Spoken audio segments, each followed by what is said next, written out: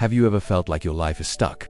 Like you try, you push, you do everything you can, but nothing changes? You're not alone. Most of the time, the answer to this stagnation isn't outside, it's inside us. Today we're going to talk about the raw truth behind why your life might not be moving forward. And the key might be something called self-sabotage. Self-sabotage is that invisible enemy living in our mind. You know, when you finally land that dream job, but then you start showing up late, making silly mistakes, until you eventually lose the opportunity. Or when you start an amazing relationship, but suddenly you begin arguing over small things and pushing the person away. That is self-sabotage in action. It's a mechanism, often unconscious, that makes us destroy our own chances of success and happiness. But why do we do this? Usually, the root is fear. Fear of success, fear of the responsibility that comes with it, or even a deep fear of not feeling worthy of good things. It's as if a part of us believes we deserve to be happy, and so we find ways to prove that belief right. Self-sabotage traps us in repetitive cycles. Have you noticed that you seem to live the same story over and over again, just with different characters and scenarios? Maybe you always end up choosing partners who don't value you, or you always end up in jobs where you feel exploited. These aren't accidents or bad luck, they're patterns. We repeat these cycles because they feel familiar. Even if they're painful, the human brain prefers familiar pain over the discomfort of the unknown. Breaking the cycle requires us to look at the pattern, understand where it comes from, and consciously choose something different, even if it's scary. Breaking a cycle is like learning to walk again. It's uncomfortable at first, but it's the only way to get somewhere new.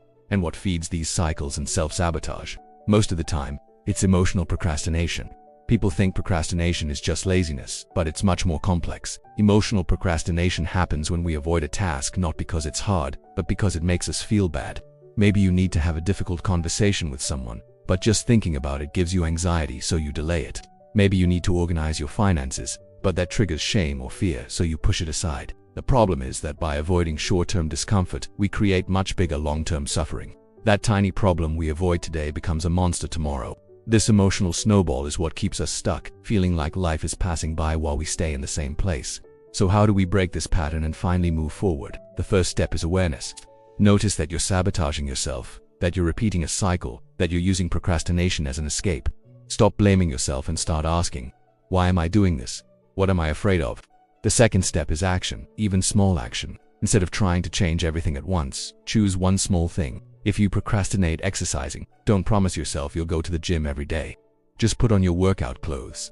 Take the smallest possible step. Celebrate that small victory. That's how you teach your brain that change isn't a monster.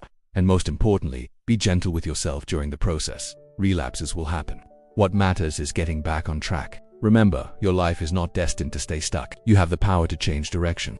Look inward, understand your fears, and start taking small steps outside your comfort zone. The life you want is on the other side of those patterns. If you connected with this and want to continue this journey of self-discovery, don't forget to subscribe and turn on notifications. Let's build a life in motion together. Thank you so much for watching, and see you next time.